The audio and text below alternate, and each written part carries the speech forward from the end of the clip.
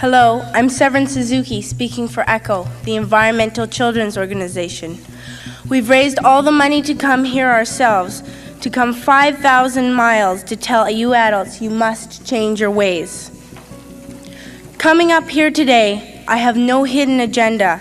I am fighting for my future. Losing my future is not like losing an election or a few points on the stock market. I am here to speak for all generations to come. I am here to speak on behalf of the starving children around the world whose cries go unheard. I am here to speak for the countless animals dying across this planet because they have nowhere left to go. I am afraid to go out in the sun now because of the holes in our ozone. I am afraid to breathe the air because I don't know what chemicals are in it. I used to go fishing in Vancouver, my home, with my dad, until just a few years ago we found the fish full of cancers. And now we hear of animals and plants going extinct, every day vanishing forever. In my life, I have dreamt of seeing the great herds of wild animals, jungles and rainforests full of birds and butterflies. But now I wonder if they will even exist for my children to see. Did you have to worry of these things when you were my age? All this is happening before our eyes, and yet we act as if we have all the time we want and all the solutions. I'm only a child and I don't have all the solutions. But I want you to realize neither do you. You don't know how to fix the holes in our ozone layer. You don't know how to bring the salmon back up a dead stream. You don't know how to bring back an animal now extinct. And you can't bring back the forest that once grew where there is now a desert. If you don't know how to fix it, please stop breaking it.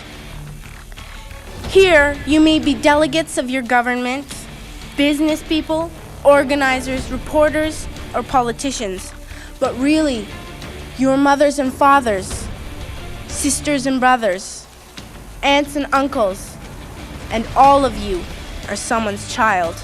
I'm only a child, yet I know we are all part of a family, 5 billion strong. In fact, 30 million species strong. And borders and governments will never change that. I'm only a child, yet I know we are all in this together and should act as one single world towards one single goal. In my anger, I am not blind, and in my fear, I am not afraid of telling the world how I feel. In my country, we make so much waste. We buy and throw away, buy and throw away, buy and throw away, and yet northern countries will not share with the needy. Even when we have more than enough, we are afraid to share. We are afraid to let go of some of our wealth. In Canada, we live the privileged life, with plenty of food, water, and shelter. We have watches, bicycles, computers, and television sets. The list could go on for 2 days. 2 days ago here in Brazil, we were shocked when we spent time with some children living on the streets. This is what one child told us. I wish I was rich. And if I were, I would give all the street children food, clothes, medicines, shelter, and love and affection. If a child on the streets who has nothing is willing to share, why are we who have everything still so greedy? I can't stop thinking that these are children my own age, that it makes a tremendous difference where you are born. That I could be one of those children living in the favelas of Rio. I could be a child starving in Somalia, or a victim of war in the Middle East, or a beggar in India. I am only a child, yet I know if all the money spent on war was spent on finding environmental answers, ending poverty, and finding treaties, what a wonderful place this earth would be.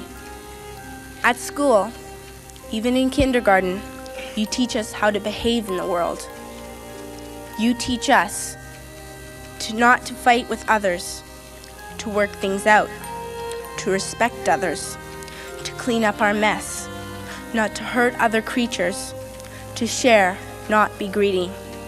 Then why do you go out and do the things you tell us not to do? Do not forget why you are attending these conferences, who you're doing this for. We are your own children. You are deciding what kind of a world we are growing up in. Parents should be able to comfort their children by saying, everything's going to be all right. It's not the end of the world, and we're doing the best we can. But I don't think you can say that to us anymore. Are we even on your list of priorities? My dad always says, you are what you do, not what you say. Well, what you do makes me cry at night. You grown-ups say you love us, but I challenge you, please, make your actions reflect your words. Thank you.